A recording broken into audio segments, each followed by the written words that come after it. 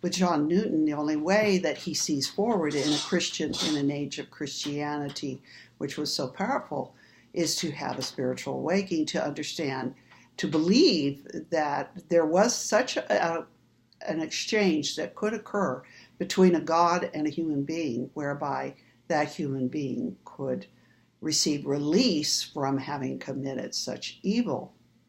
And as with many times when we do commit acts of evil or horror, the grace that comes with it, if you will, is all about me. In other words, it's all about the white person, is all about the person who has committed the great evil. And that's part of the process. I mean, this current Me Too movement, etc. I went to the Women's March on Saturday and was shocked at how a couple of young women, probably teenagers, who were going to the march were lectured by a young man as to what they should do in terms of going to the march and changing the world. And he talked for half an hour.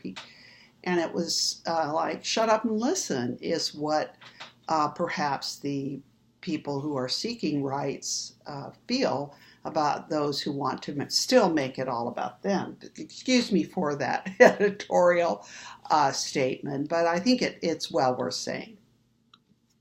Nevertheless, though, John Newton's song is about me, and me is referred to a number of times throughout the poem, the song. It is a glorious, incredible piece of writing that is part of these works that are seeking to change the world through the imagination.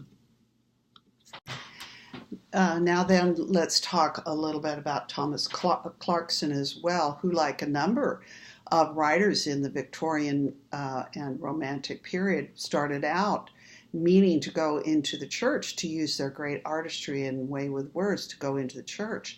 But he realized that he was so overwhelmed by the evil of slavery that instead of going into the church, his calling was a secular calling with spiritual underpinnings of this is a wrong that must be righted through the imagination.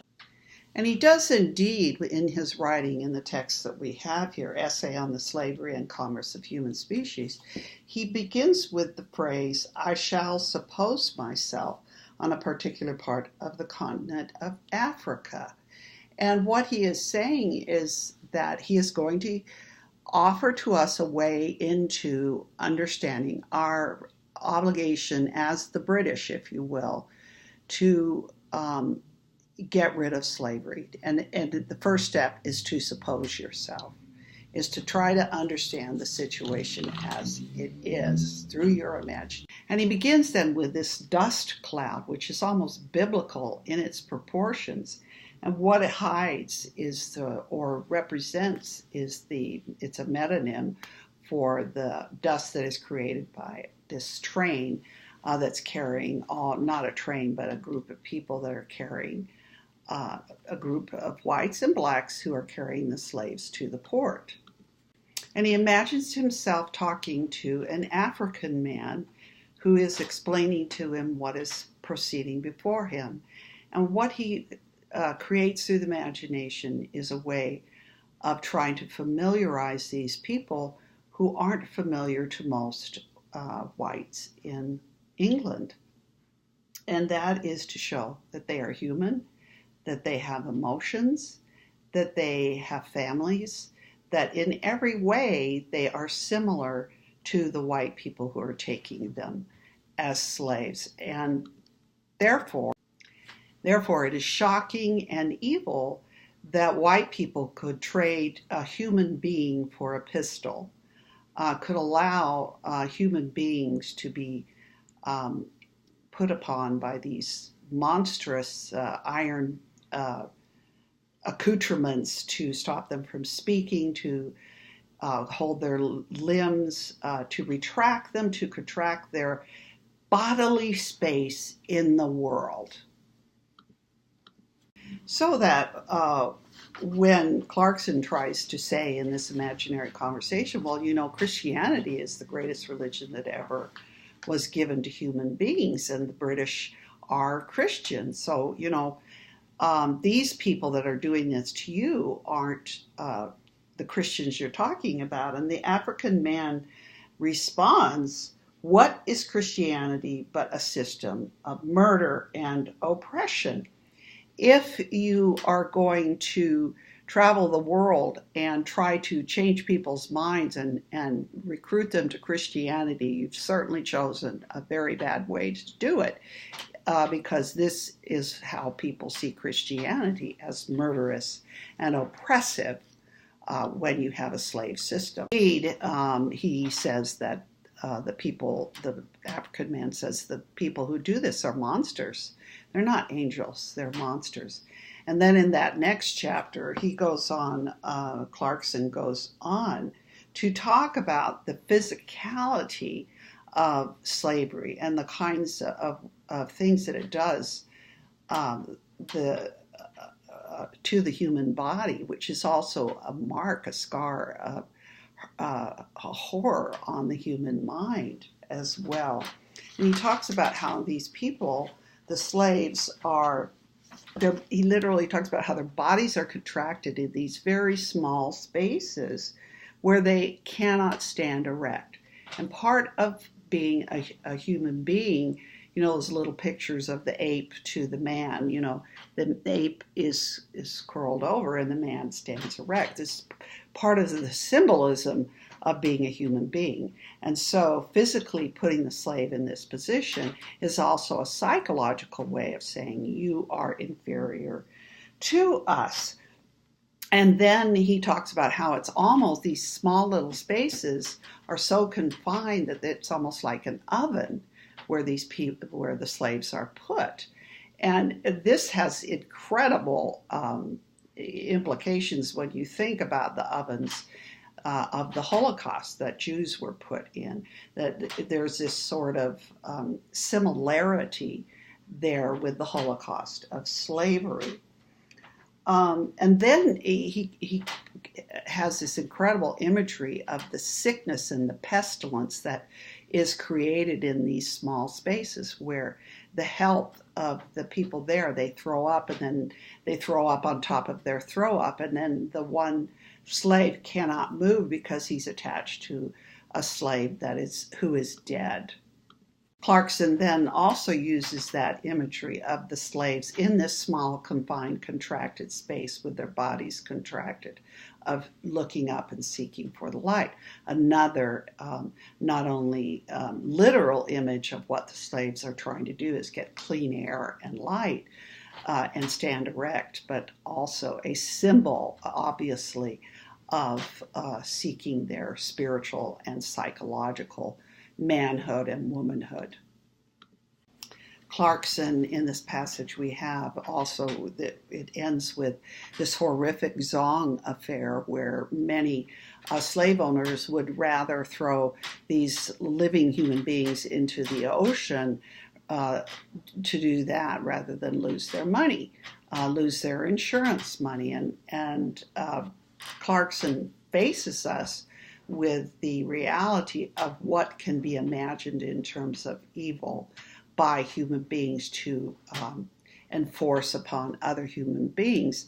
And through this, to literally move the hearts and minds of the white people in England towards anti-slavery movements. Then we have this incredible poem by William Cowper, C-O-W-P-E-R is pronounced Cooper. This man who struggled with his own mind, who tried to commit suicide, who had mental illness, and who seemed to find a way out from his own emotional, psychological struggles in the struggle for the freedom of slaves. And he enters this conversation through the imagination as well, creating a poem entitled The Negro's Complaint, so that he is trying to imagine and speak from the position of being a slave, which, is one of the ways that we can try to imagine another's humanity. And there are some tropes here, but I think one of the major, most powerful uh, moments in this poem is when he says that minds are never to be sold. And there's an implication there that minds can never be sold. That you may create your monstrous contraptions to contract and void the lives and physical bodies of the slaves, but you cannot take their minds. The mind, again, is this powerful instrument. And he has the Negro slaves say, the poem says, still in thought as free as ever, what are England's rights, I ask, me from my delights to sever, me to torture, me to tax. Therefore, since I am still free in my mind, where do you get off thinking that you can enslave my body? And he goes on to talk about how the human emotions are the same, whether the skin is black or the skin is white. Then he brings up that trope again. If you think that Christianity is so wonderful, why then are you using it in favor of slavery? Is there, as ye sometimes tell us, is there one who reigns on high? Has he bid you buy and sell us, speaking from his throne, the sky? This is followed then too by a profound and powerful prophecy that you will receive a scourge from that same God that you think is on your side. You will receive a scourge for these evil actions you partake in.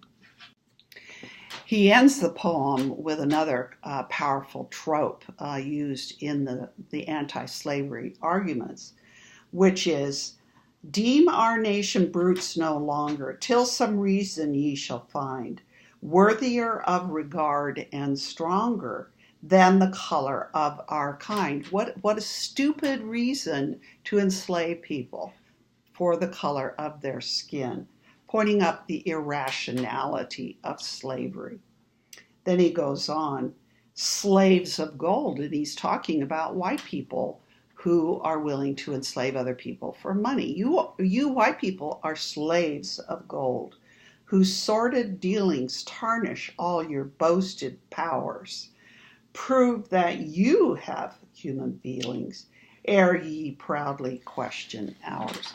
And so that point that, oh, well, the slaves are lesser than we are, blacks don't have feelings, ergo we can enslave them. And he's pointing up, what your feelings are absolutely retracted and hidden and invisible when you create these acts of slavery and call us unfeeling